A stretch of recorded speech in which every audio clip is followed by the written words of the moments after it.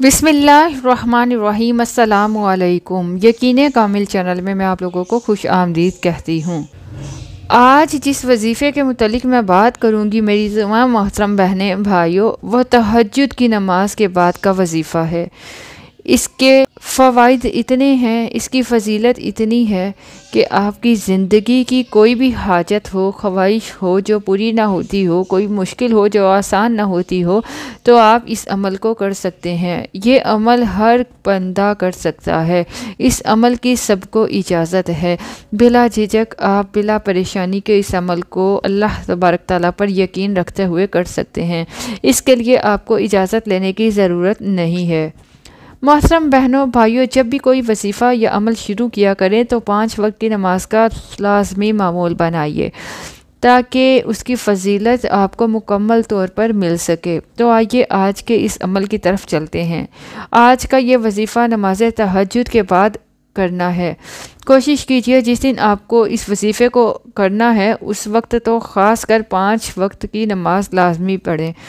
عشاء کی نماز کے بعد کچھ دیر آرام کر لیجئے، پھر الارم لگائیے تہجد کی نماز ادا کرنے کے لیے۔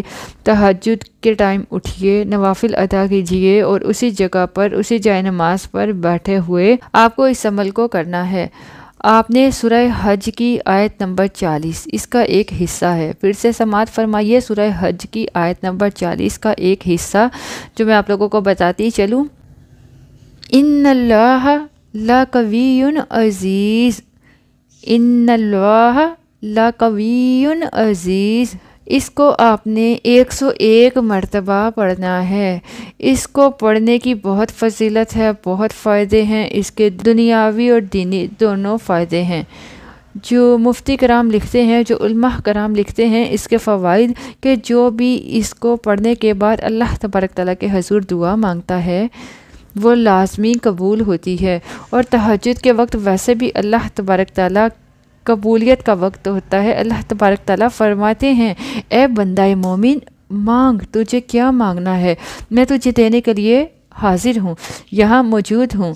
اس عمل کو کریں اور اپنی جو بھی حاجت ہے، جو پریشانی ہے، جو بیماری ہے، جو مشکلات ہیں اس کے لیے تصور رکھتے ہوئے اس عمل کو کر کے اللہ تبارک تعالیٰ سے دعا کیجئے، انشاءاللہ ہر دعا قبول ہوگی۔